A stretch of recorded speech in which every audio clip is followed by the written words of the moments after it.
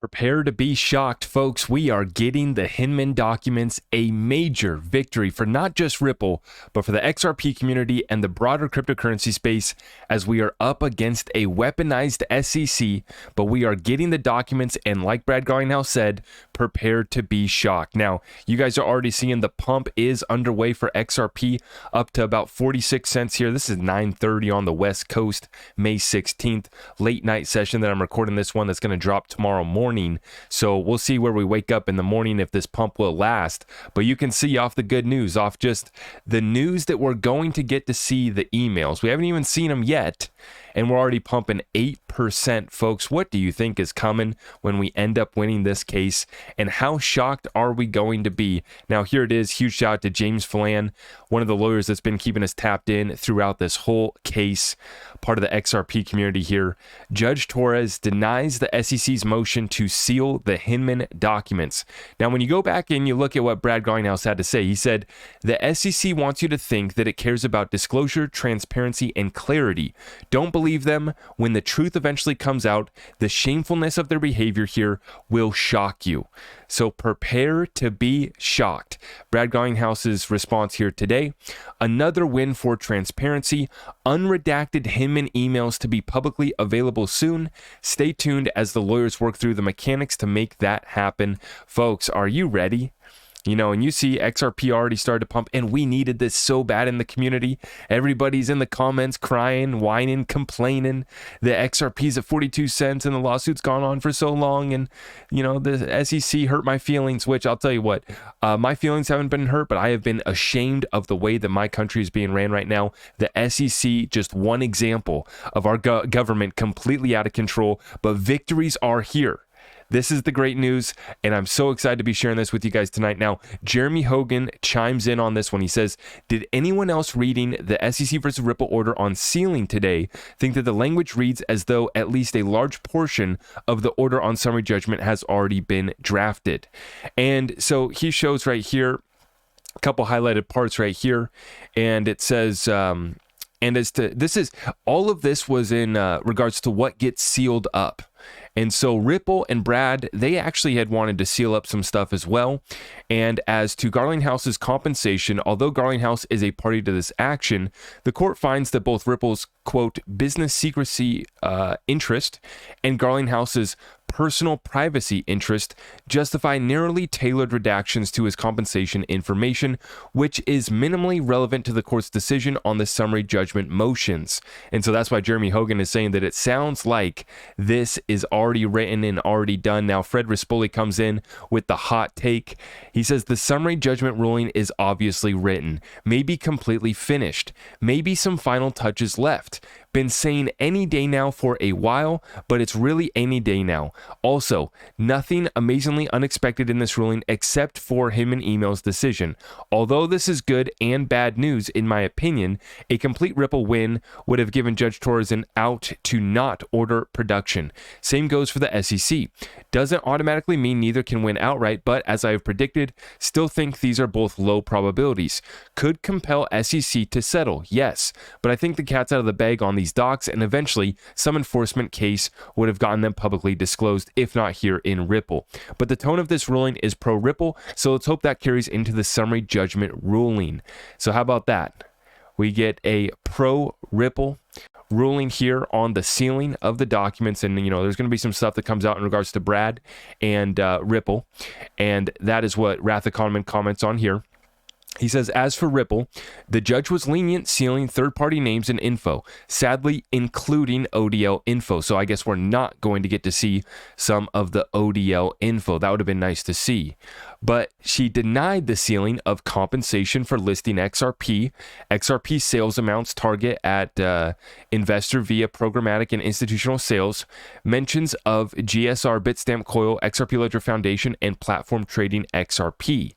And what's funny about that is Coil is actually defunct and they've abandoned that project, but I guess we're still going to get to see about that, along with the sales amount target at investors via the programmatic and institutional sales, along with the compensation for listing XRP. So we're going to get to see what kind of deals Ripple was cutting maybe with some of these exchanges for actually listing XRP, for actually using XRP. There's going to be some stuff that's coming out that exposes the Ripple business model, that exposes some of the compensation a little bit further. Now, as I've always said, it doesn't bug me one bit that Brad Garlinghouse is getting compensated for putting a dent in the universe with the company Ripple and the technology XRP. I love to see it. I love to see him making some money and getting paid handsomely. I love to see it.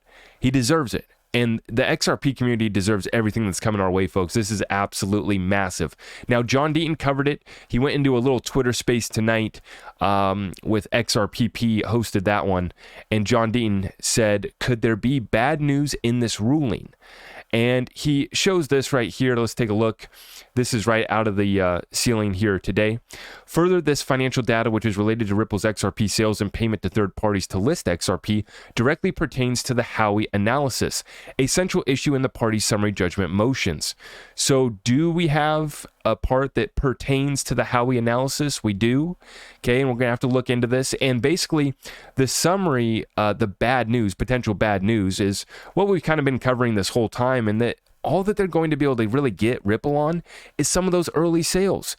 Back when XRP was more centralized, Ripple controlled about 80% of the supply. The founders and the creators owned about 20%. It was pretty centralized at that point. It really was. And the network in the future was really in the handful of a few people.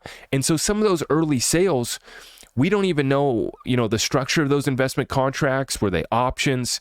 Those types of deals can be structured in so many different ways. But once again, that does not mean that the underlying asset, especially when it's sold on the secondary market, is a security. And that's what we have here in the XRP Ripple versus SEC lawsuit. Yes, they might be able to get Ripple. If we've been covering this, right? Yeah, sure, get them, slap on the wrist, fine. Ripple and Brad, they've already spent $200 million fighting this case.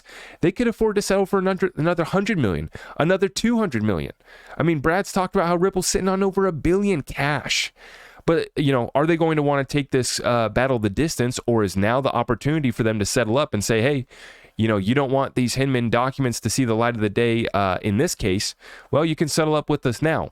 But as Fred says, the Hinman documents are probably going to get exposed. Even if they weren't in this case, it would be another case regardless. So, the Hinman documents were eventually going to get exposed. And I think that Bill Hinman, at the end of the day, it's very clear he had some sort of guidance. There was some sort of communications that gave him the certainty and the courage to go up there and say that Bitcoin and Ethereum were not securities and they were sufficiently decentralized. Now that Gary Gensler and the SEC years later is still saying that we give no guidance, we don't make any rules, while they continue their campaign regulation through enforcement.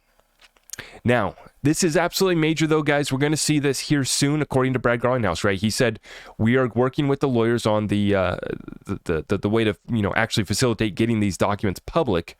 So it sounds like we're going to get them very, very soon. Now, I wanted to give a special shout out here to Empower Oversight as well. Talk about the good guys and gals over there at Empower Oversight, fighting the good fight here along with the XRP community. They've been filing these Freedom of Information Acts one after another. Empower Oversight doubles down on efforts to expose the SEC crypto conflicts in new filing for documents about its IG referral and litigation. And this is what we love to see. Doubling down on the efforts that have got us here. Empower Oversight. You guys know the deal. John Deaton, James Phelan, Jeremy Hogan, Fred Rispoli, and all of the lawyers that have been fighting and helping us understand this case and allowing us to do what we do best, which is spur a conversation, to go to the rest of the crypto community and say, hey guys, the crosshair is coming on you guys next. So you better prepare. You better get your act together, because the way that Ripple conducted things, the facts and the circumstances surrounding the Ripple versus SEC or the Ripple XRP story are no ICO. Yeah, there was some early sales.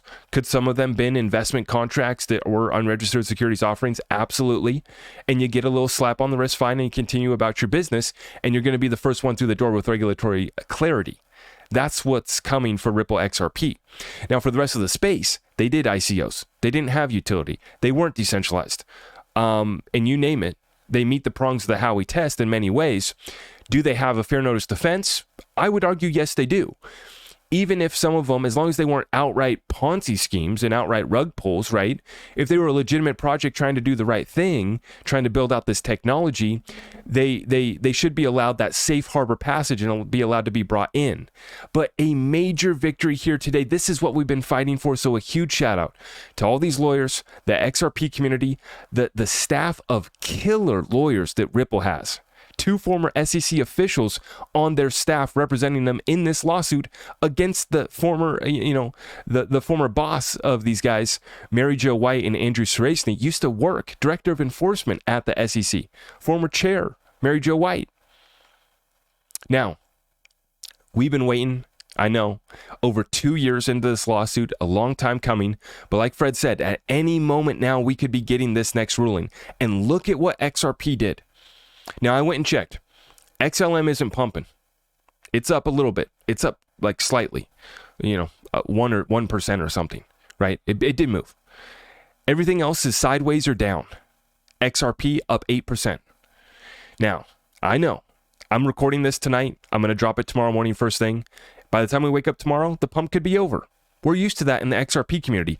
Great news, new partnerships, excitement, and the price gets dumped on. Right? Because the market makers, we understand how they're suppressing this asset. Just regular business for these guys. Suppressing XRP and the other assets that are going to run the new financial system. That's just business as usual. But look at what happened here today, right? Almost a 10% pump just off this news. And we haven't even seen the documents yet. And this hasn't even hit the mainstream news. See, tomorrow, this is going to run on the media cycles. Maybe Fox Business will cover it. Maybe 1 or 2 other smaller outfits will, cover it. Other than that, it has been us, you and me, the XRP community, pounding our table, shouting from the rooftops here that this government, through the SEC, has been corrupt as heck at worst. They should be charged for what they did, but we're not holding our breath on that. But at the very best here, let's understand that we need to let XRP ripple through the door because they've been trying to do things the right way. And let's go after the legitimate projects after you give us clear guidance. But we're right here, folks. Okay. And so a little XRP pump underway, a little bit of an excitement. The community needed this. And I just want to say, shout out, I put out a tweet. I said, should we head back to Vegas now? Because we were just in XRP Vegas and the energy was incredible. And I can only imagine the party that we're going to have once this case is over. Just like Brad said, Brad Garlinghouse came through XRP Vegas, said hi to the family here. And he said, once we win this lawsuit, we're going to throw a proper party. And so that proper party is on the way. Prepare to be shocked because you're going to get to see those Hinman documents. And this is so much bigger than just crypto. Remember, folks, this is part of everything that's happening here in the United States of America. What do we just uncover? I'm not going to get in it. Don't mention politics, Zach. Stick to crypto, bro. Okay, I understand. But golly, we're trying to save our country. The XRP Ripple vs. SEC lawsuit is just one part of it. And we are winning. When I was listening to John Deaton in the Twitter Spaces tonight, he finished off concluding with a final statement saying that the good guys are going to win. The good guys and the good gals are going to win. The truth is on our side. God bless the XRP community. I will see you guys in the next one. Make sure to smash it on the way out. And oh, by the way, the one-on-one special deal is ending tomorrow. So you have about 24 hours right now to go sign up for the Patreon Discord group for the 1 year. 1 year membership, you save 16% off your membership fees, and we're throwing in the free 30-minute one-on-one session with me. We can chop it up and talk about whatever you would like. People are extracting a lot of value out of that. So take advantage of it while it lasts here. You have less than 24 hours to sign up for a 1 year membership of the Patreon Discord group. Save some money, get a free 30-minute one-on-one session. Let's have a little bit of fun. XRP community, God bless you all. I love you guys. We'll see you in the next one.